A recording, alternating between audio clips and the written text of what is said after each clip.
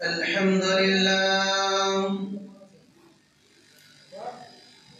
نحمده ونستعينه ونستغفره ونؤمن به ونتوكل عليه ونعوذ بالله من شرور أنفسنا ومن سيئات أعمالنا من يهده الله فلا مضل له ومن يضلله فلا هادي له وأشهد أن لا إله إلا الله وحده لا شريك له وأشهد أن محمدا عبده ورسوله الذي أرسله بالحق بشيرا ونذيرا وداعيا إلى الله بإذنه وسراجا منيرا أما بعد فإن أصدق الحديث كتاب الله وأحسن الهدي هدي محمد مصطفى صلى الله عليه وسلم وشر الأمور محدثاتها وكل محدثة بدعة وكل بدعة ضلالة وكل ضلالة في النار فقد قال الله تبارك وتعالى أعوذ بالله من الشيطان الرجيم بسم الله الرحمن الرحيم وما تدري نفس ماذا تكسب غدا وما تدري نفس بأي أرض تموت إن الله عليم خبير وقال الله تعالى في موضع آخر أينما تكونوا يدرككم الموت ولو كنتم في بروج مشيدة وقال النبي صلى الله عليه وسلم كان يصوم شهرا إلا قليلا وقال النبي صلى الله عليه وسلم في رواية أخرى كان يصوم شعبان إلا قليلا উপস্থিত আজকের জুমার মুসল্লি গ্রাম অত্র মাদ্রাসার শিক্ষক মণ্ডলীগণ এবং ছাত্রবৃন্দ এবং আজম নগরের এলাকাবাসীগণ প্রশংসা একমাত্র আল্লাহ পাক রব্বুল আলামিনের জন্য যে মহামনিব আল্লাহ সুবহানাহু ওয়া তাআলা আমাদেরকে সৃষ্টি করেছেন সুস্থ রেখেছেন সবল রেখেছেন সেই আল্লাহ পাক রব্বুল আলামিনের প্রশংসা জ্ঞাপন করি সকলে বলুন আলহামদুলিল্লাহ আল্লাহ রাব্বুল আলামিনের প্রশংসার পরেই আমাদের যিনি ধর্মের গুরু ধর্মের নেতা শেরকারে কায়নাত নবীকুল শিরোমণি ইমামুল আম্বিয়া নবী মাক্কি নবী মাদানী নবী আহমদ নবী মুহাম্মদ রাসূলুল্লাহ সাল্লাল্লাহু আলাইহি সাল্লামের প্রতি ওয়াজস্র দ্বারায় দরুদ ও সালাম বর্ষিত আল্লাহুম্মা সাল্লি আলাইহি আল্লাহুম্মা বারিক আলাইহি সম্মানিত দ্বীনী ভাই আজকে জুমার দিন আপনাদের সম্মুখে খুতবায়ে মাসনুনাতে সূরা লুকমান আয়াত নম্বর 34 তেলাওয়াত করেছি এবং সূরা নিসা থেকে 78 নম্বর আয়াত তেলাওয়াত করেছি সহিহ বুখারী মুসলিম থেকে একটি হাদিসের টুকরা আপনাদের সম্মুখে পেশ করেছি অত্র দুটি আয়াতকে এবং হাদিসকে কেন্দ্রবিন্দু রেখে আজকে মূল্যবান আলোচনা দিব। আমাদের যে মরতে হবে, মরার পর যে আলামে বারজাখ যে জায়গাটি রয়েছে সেটি হলো কবর। কবরে মানুষ কিভাবে থাকবে, কবরে মুনকার নাকির ফেরেশতা এসে কিভাবে প্রশ্ন করবে, মুমিনের জন্য কিভাবে প্রশ্ন করবে এবং বদকারীর জন্য কিভাবে প্রশ্ন করবেন। প্রশ্ন কিন্তু একই, তিনটি প্রশ্ন করবেন। মুমিনের জন্য যা করবেন, বদকারীর জন্য তাই করবেন। তো যাই হোক, এই বিষয়ে কিছু আলোচনা করব এবং আমাদের যে এই যে মূল্যবান মাস, যে মাস যে আমরা আমাদের সম্মুখীনে প্রভাবিত হচ্ছে, অতিবাহিত হচ্ছে, আজকে শাবান মাসের 7 তারিখ। তো এই মাসের কিছু ফজিলত রয়েছে। ফজিলত হলো নফল সিয়াম করা। ইনশাআল্লাহ এটা শেষের দিকে ইনশাআল্লাহ কিছু ইঙ্গিত করব। আল্লাহ তাআলার কাছে দোয়া করি, আল্লাহ আমাকে সঠিকভাবে কোরআন এবং সুন্নাহর ভিত্তিতে আলোচনা করার এবং আমাকে এবং সকল ভাইদেরকে আমল করার তার প্রতি তৌফিক দান করুন। সকলে বলুন আল্লাহুম্মা আমিন। সম্মানিত দিনী ভাই, মৃত্যু সকলের উপরে আসবে, ছোট হোক বড় হোক, আমির হোক গরিব হোক, ফকির হোক রাজা বাদশাহ হোক। কারণ এই পৃথিবীর জমিনে কেউ চিরদিনের জন্য এসেনি বা আসবে না, আর কখনো সম্ভব না। কারণ পৃথিবীর জমিনে যত বাদশাহ এসেছিলেন, কারণ থেকে শুরু করে নিয়ে সাদ্দাত, আব্রাহা, নমরুদ, আবু জাহেল, ফেরাউন, তেনারাও চিরদিনের জন্য বপন করেছেন। এটা জায়গা। সাহাবায়ে কেরামরা চলে গেছেন, এটাও নিয়ে নিলাম। তারপর আল্লাহ তাবারক ওয়া তাআলা জায়গা বুঝে, অবস্থা বুঝে আল্লাহ সুবহানাহু ওয়া তাআলা যতগুলি আম্বিয়া আলাইহিস সালাম দুনিয়ার বুকে প্রেরণ করেছেন, সমস্ত আম্বিয়া কেরাম চলে গেছেন। এমনকি আমাদের আখির নবী, আখির প্রফেট হযরত মুহাম্মদ রাসূলুল্লাহ সাল্লাল্লাহু আলাইহি সাল্লাম তিনিও দুনিয়া থেকে চিরদিনের জন্য বপন করেছেন। তাহলে এই কথা দ্বারা বোঝা যাইতেছে যে আমাদেরকেও চিরদিনের জন্য যেতে হবে, এটাই ঠিক। তাহলে যাওয়ার আগে আমাদের কি করণীয় কি? স্বল্প কিছু ভালো আমল করে নিয়ে দুনিয়া থেকে বিদায় নিতে হবে। যে জায়গাটিতে থাকতে হবে কিয়ামত পর্যন্ত। কারণ যতক্ষণ পর্যন্ত ইসরাফিল আলাইহিস সালাম সুর না করবেন কিয়ামতের জন্য, ততক্ষণ পর্যন্ত আলম নামা বারজাখ, যেটা কবর বলা হয়, কবরে আমাদেরকে শুইতে হবে।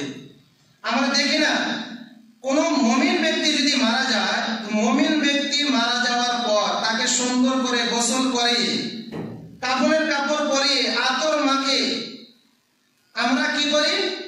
মরণ নামের যে পালকিটি রয়েছে, যে খাট রয়েছে, খাটে আমরা তাকে শুয়াইয়া তাকে আমরা জানাজা মাঠে নিয়ে যাই। জানাজা পড়ার পর তাকে আমরা দাফন করে আসি। কি দোয়া পড়ি? বিসমিল্লাহি ওয়া আলা মিল্লাতি রাসূলিল্লাহ, এই বলে আমরা তাকে মাটি দিয়ে ওখান থেকে আমরা চলে আসি। চলে আসার পর ওই মানুষটিকে যে মুনকার নাকির যে উঠান, ওই রূহটিকে, তো রূহটিকে উঠানোর পর মুনকার নাকির ফেরেশতা কি জিজ্ঞাসা করেন, এই বিষয়ে আমাদেরকে ধারণা আছে? না। প্রশ্ন যদি করেন আমাদের কোনো ধারণা নাই। তাকে মুনকার নাকির এক ফেরেশতা এসে কি জিজ্ঞাসা করেন, এই বিষয়ে আজকে আলোচনা করব। বন্ধু আমার, ভাইরা, ভালো করে শোনার চেষ্টা করবেন, ভালো করে শোনার চেষ্টা করবেন। আল্লাহ তাবারক ওয়া তাআলা পৃথিবীর জমিনে যতগুলো মানুষ সৃষ্টি করেছেন, মানুষ সৃষ্টি করার পরে আল্লাহ তাবারক ওয়া তাআলা কাউকে 100 বছর দান করেছেন, কাউকে 90 বছর দান করেছেন, কাউকে 100 বছর দান করেছেন, এমন করে করে কাউকে 150 বছর দান করেছেন। এমন করে করে তার বয়স কেন একটি সীমিত রয়েছে। সীমিত বয়স হওয়ার পরে যেদিন তার বয়স শেষ হয়ে যাবে, রিজিকের দরজা বন্ধ হয়ে যাবে, আর মালাকুল মউতকে আল্লাহ তাবারক ওয়া তাআলা অর্ডার করবেন, হে মালাকুল মউত, তুমি চলে যাও, অমুক বান্দার রূহখানিটা তুমি কবজ করে নিয়ে আসো। চলে আসবে। আসার পর তার মুমিন যদি রূহ থাকে, মুমিন রূহের কাছে, ওই মুমিন ব্যক্তির কাছে ফেরেশতা এত সুন্দর পোশাক পরে, ধবধবা একটি সাদা পোশাক পরে তার কাছে সুন্দরভাবে বলে, ও পবিত্র রূহ, তুমি আল্লাহর সন্তুষ্টির দিকে বের হয়ে আসো। মুমিন রূহ দেরি করে না, আল্লাহর সন্তুষ্টির দিকে বের হয়ে আসে। একদল ফেরেশতা ওই রূহটা নিয়ে আসমানের দরজার দিকে চলে যায়। আসমানের দরজাতে দুটি ফেরেশতা রয়েছে। ওই দরজা দিয়ে আল্লাহ তাবারক ওয়া তাআলার হুকুমে, আল্লাহ তাবারক ওয়া তাআলার পারমিশনে ওই দরজা দিয়ে রূহটা নেওয়া হয়। রূহটা নেওয়ার পরে ওই আসমানের ফেরেশতা রয়েছে, আসমানের ফেরেশতা দেখা মাত্রই চিনতে পারবে এটা তো মুমিন রূহ, এটা পবিত্র রূহ, নিয়ে যাও কবরের দিকে নিয়ে যাও।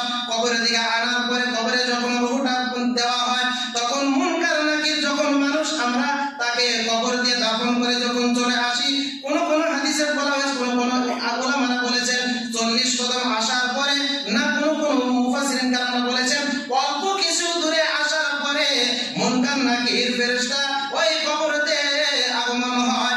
আগমন হওয়ার পরে তাকে তিনটি প্রশ্ন করে, তিনখানা প্রশ্ন করে, মান রব্বুকা ওয়া মান দীনুকা, তোমার রব কে ছিল, তোমার স্রষ্টা কে ছিল, তুমি কোন দিনে প্রভাবিত ছিলে, কোন দিনে তুমি প্রতিষ্ঠিত ছিলে, কোন দিনে কোন ধর্মকে তুমি প্রেরণ করেছ। শুধু তাই নয়, মা হাযার রাজুলুল্লাযী বুইসা ফীকুম, কোন রিওয়ায়াতে এসেছে আল্লাহর নবীর ফটো, একটি ফটো আল্লাহর নবীর পিকচার তার সামনে তুলে ধরা হবে আর বলা হবে এই লোকটি কি তুমি ছিল। কোন রিওয়ায়াতে এসেছে ওমান নবিয়ুকা, তোমার নবী কে।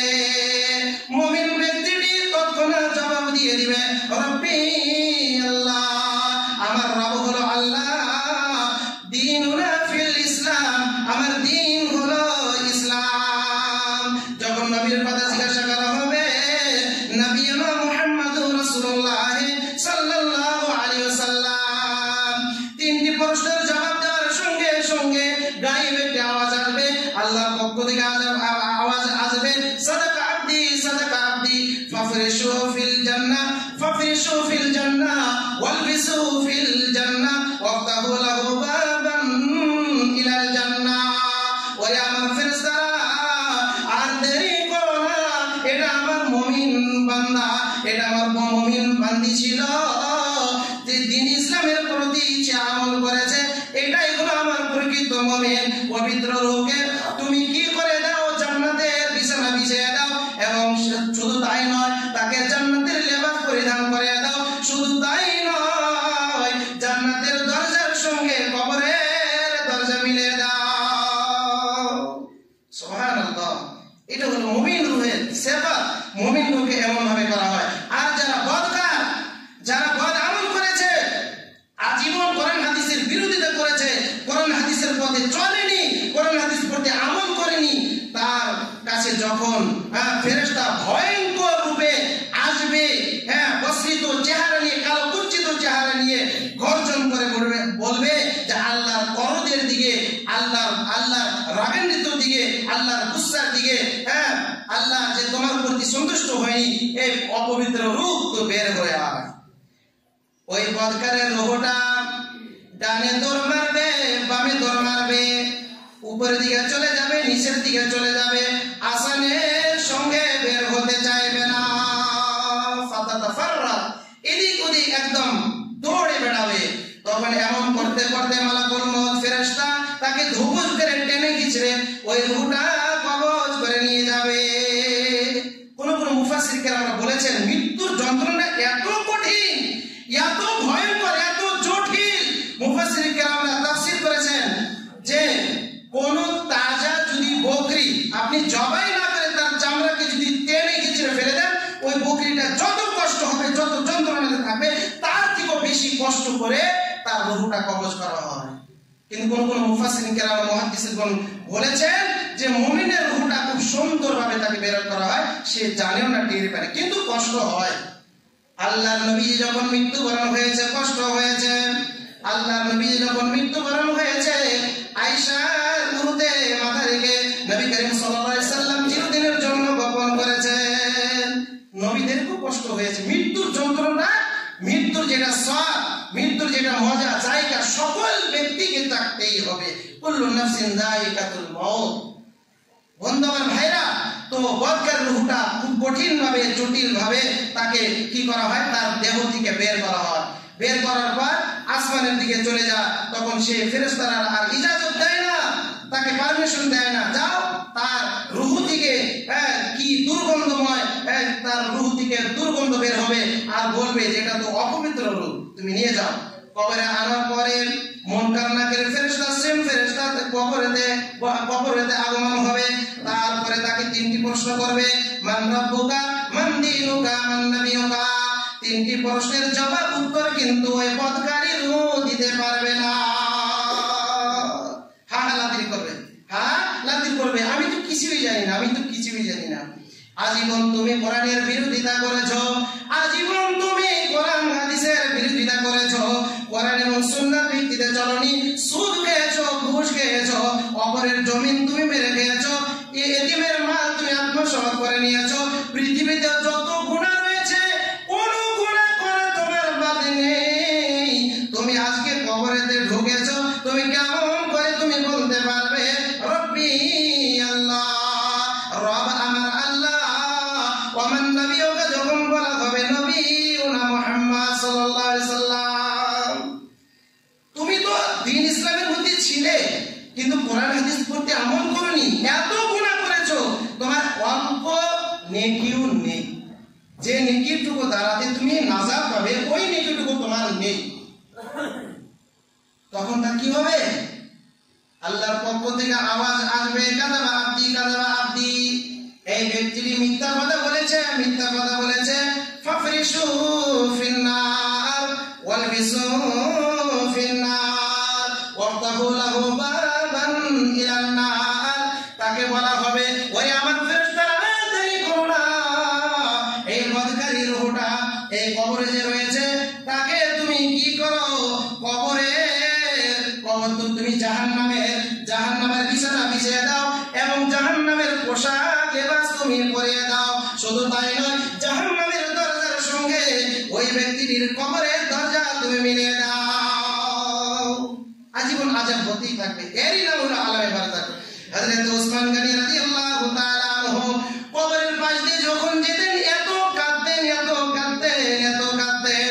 সাহাবায়ে কেরামরা প্রশ্ন করে বসলেন, ও ওসমান, তোমার সামনে যখন জাহান্নামের বর্ণনা করা হয়, অন্যান্য ব্যাপারে যখন বর্ণনা করা হয়, তুমি এত কাঁদো না, কারণ তুমি যখন কবরের পাশ দিয়ে যখন অতিবাহিত হও তুমি এত কেন কাঁদো? ওসমান তখন বললেন, ইন্নাল কবরা আউয়ালু মানাজিলিল আখিরাহ। ওরে সাহাবীরা, শুনে রাখো, বিশ্ব নবী বলেছেন আলম নামক বারযাখ, এই কবরটি হলো প্রথম স্টেশন, প্রথম ধাপা।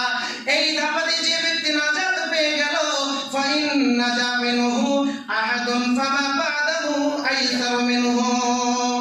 ওসমান গনি রাদিয়াল্লাহু তাআলা আনহু বললেন, এই কবরের পাশ দিয়ে যখন আমি অতিবাহিত হইয়া তো কাঁদি কেন?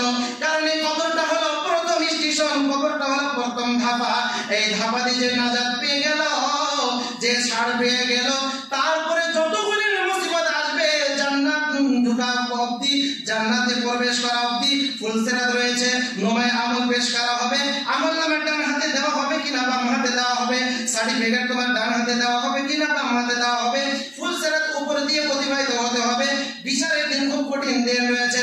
এমন করে করে যতগুলি স্টেশন রয়েছে, সমস্ত স্টেশনের মধ্যে প্রথম স্টেশন হলো, প্রথম ধাপা হলো কবর। কবরে যে নাজাত পেয়ে গেল, তাহলে তার জন্য যতগুলি স্টেশন আছে সমস্ত স্টেশন তার জন্য সহজ হয়ে যাবে। ওয়াইল্লাম ইয়ানজু মিনহু ফামা বাদাহু আশাদ্দু মিনহু। আর যেই ব্যক্তি প্রথম ধাপাতে ফেসে গেল, প্রথম ধাপাতে ফেসে গেল, আটকে গেল, তার জন্য যতগুলি স্টেশন আছে সমস্ত স্টেশন তার জন্য কঠিন এবং জটিল হয়ে যাবে। অতএব ভাইরা আমার, বন্ধুরা আমার, আমরা পৃথিবীর জমিনে আমরা আগমন হয়েছি, আমাদের এই পৃথিবী ছেড়ে একদিন না একদিন চলে যেতে হবে। ওই কবর নামক জায়গা যাওয়ার আগে, কবর এমন একটি জায়গা, আল মাউতু কাদহুন কুল্লু নাফসিন শারিবুহু ওয়াল কবরু বাবুন কুল্লু নাফসিন দাখিলুহু। মৃত্যুটা হলে এমন একটি শরবত, মৃত্যু নামক শরবত সকল ব্যক্তিকে, সকল প্রাণকে চাকতেই হবে। আর কবর এমন একটি দরজা, এমন একটি দরজা, যে দরজা দিয়ে প্রত্যেক নফসকে প্রবেশ করতে হবে। ছাড় নেই, বাঁচা যাবে না, উপায় নেই। ওই কবর নামক দরজা দিয়ে আমাদেরকে দাখিল হতেই হবে, উপায় নেই। বন্ধু আমার ভাইরা, এখানে প্রশ্ন করতে পারেন, যাদেরকে বাগে খেয়ে নিয়েছে বা অ্যাক্সিডেন্ট হয়ে গেছে, পানিতে ডুব মেরে মরে গেছে, তাদের কি অবস্থা হবে? তাকে তো কবর দেওয়া হয় না। কারণ তাকে যদি কবর দেওয়া হতো তাহলে না মুনকার নাকির ফেরেশতা আসতো, তাকে জিজ্ঞাসা করতো। মশলাটা ভালো করে শুনে নেন। আল্লাহ তাবারক ওয়া তাআলা এই যে বডিটা যে বানিয়েছেন, বডিটার কোনো মূল্য নাই, এই দেহটা কোনো মূল্য নাই। আপনার রূহটা, আপনার আত্মাটা যে দিয়েছেন, ওই আত্মাকে আল্লাহ তাবারক ওয়া তাআলা প্রশ্ন করবে। মুনকার নাকির ওকে প্রশ্ন করবে, তাকে কবর দেওয়া হোক বা না দেওয়া হোক। কারণ এই দুনিয়া থেকে চলে গেলে ওটা আলাদা জগৎ, আলাদা বারজাখ, তাকে কবর দেওয়া হোক বা না দেওয়া হোক।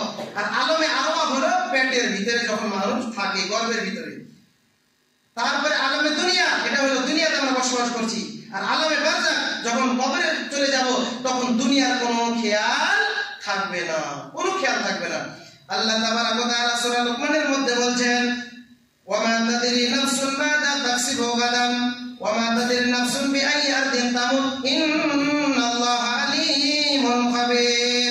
বন্ধুরা আমার, ভাইরা আমার, আল্লাহ তাবারক ওয়া তাআলা বলেছেন, সকাল থেকে সন্ধ্যা পর্যন্ত, সকাল হয়ে গেল, বান্দা কোন কাজে চলে যাবে, কোথায় থেকে রিজিক হাসিল করবে, কোথায় থেকে রিজিক হাসিল হবে, কি কামাবে, এর ব্যাপারে সে তো ধারণা নাই, তার ধারণা নেই। আমি রব্বুল আলামিন এর ব্যাপারে জানি।